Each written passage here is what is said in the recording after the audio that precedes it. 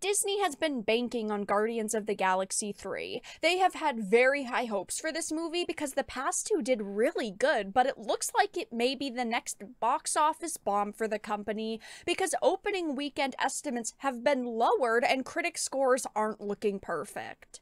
I have a few different things to show off, but before we get into the topic, if you enjoy the content that I create, please make sure to subscribe to the channel and hit the notification bell.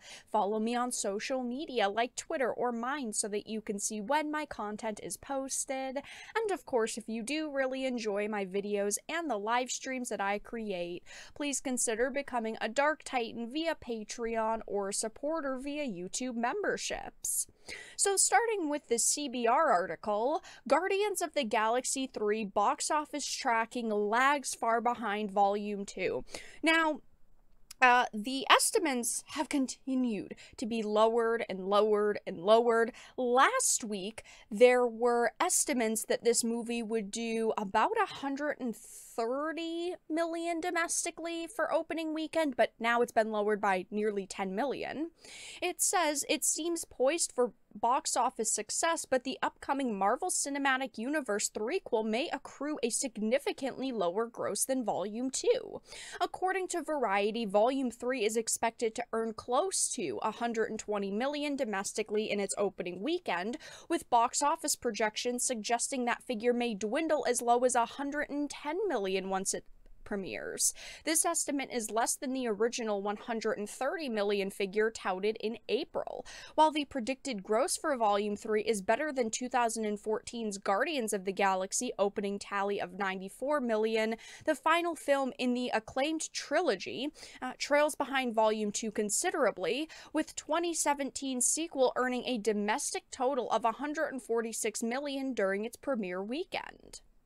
Now, this is a movie that about a year ago I was pretty excited for because the last two Guardians of the Galaxy films were great in my opinion. Were they perfect? No, but they were pretty close to it and they were just very enjoyable films, and I love the cast. Zoe Saldana, Chris Pratt, David Bautista, Karen Gillan, all very good actors and actresses, people I would show up to watch time and time again. But unfortunately, with the more information that is released about this film, the more worried I have become, and now it's sounding like this is going to be another, Phase 5 MCU film that's just going to be kind of mediocre. While yes, a lot of people are still very excited for it, and I still want it to be good, I've just lowered my expectations significantly.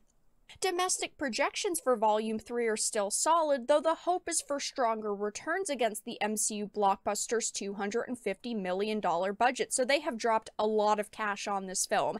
And honestly, I'm sure they're going to make that budget back and then some, but, I don't think they're going to make $1 billion on this film. Now, the MCU is not dead by any means, but seeing all of these lowered numbers just shows people's interest in these types of movies is waning, which is an indication maybe it's time for them to rethink their plans going forward and slow down. I have said it multiple times, but I think if they stopped releasing this type of content for 3 to 4 years, people would be freaking ecstatic when they finally started making content again.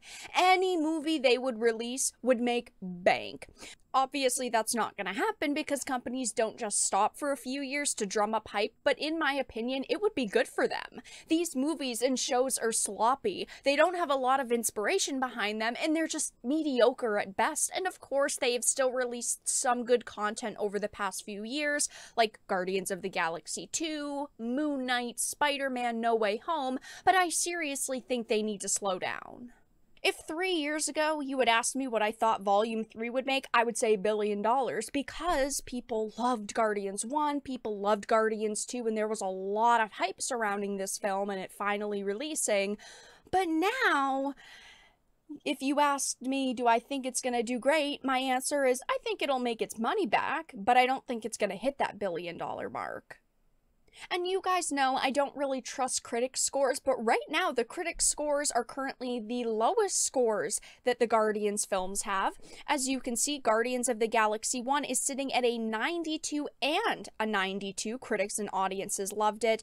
The sequel, Volume 2 is sitting in an 85 critic and an 87 audience, so pretty freaking close. And right now, Guardians of the Galaxy Volume 3 is sitting at a 79%, which isn't awful. Again, I'm not saying that this movie is gonna be a complete bomb, it's gonna be a nightmare, it's gonna be the worst movie ever released in the MCU, but we are seeing significant drops here from the estimates to the critic scores, and maybe audiences will give it a 95 and say it's a perfect way to end the trilogy, but I have a feeling the critic scores are going to be right around this as well, so it will be the lowest in the trilogy. Looking at just some of the critic reviews quickly, unfortunately, the film from writer-director James Gunn creates worlds that it either destroys or simply grows bored with moments later, and reduces what should be complicated relationships into reductively earnest proclamations.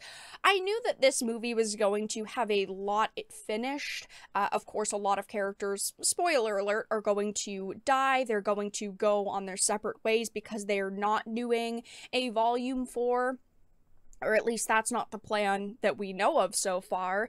So they were going to have a lot to wrap up in this film, and we were hopeful that they were going to do it in a way that didn't feel forced or rushed, and it does sound like some of them are just kind of like, oh hey, this big moment happens, and then we have to move on because we don't have enough time. Which is worrying.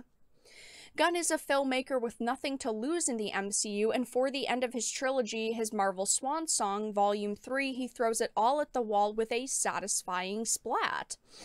As heart-wrenching as it is hilarious, Volume 3 is James Gunn's masterstroke and a showcase for both his filmmaking talent and a cast that makes everything about this movie simply awesome.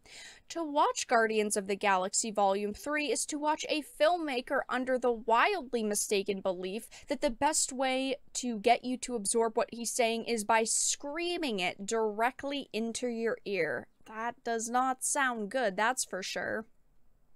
The technically well-crafted movie tickles with one hand while it throws low blows with the other. Gunn achieved his mission, but what did we really accomplish? A 1 out of 4, which is just awful.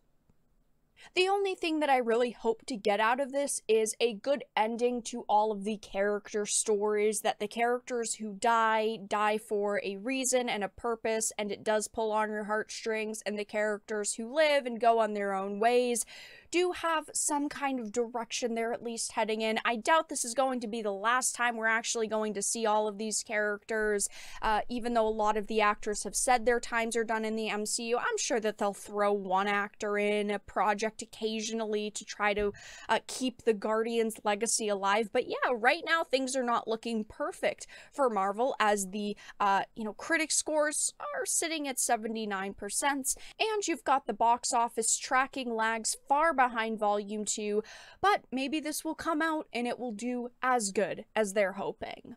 But that's all that I really had to discuss in this video. Let everyone know your thoughts in the comment section down below. If you enjoyed this and of course found it important and informative, please make sure to give it a like, share it, and subscribe to the channel. And of course, if you didn't, make sure to give it a dislike. I appreciate your support either way, but I will talk to you all again in the next video really soon.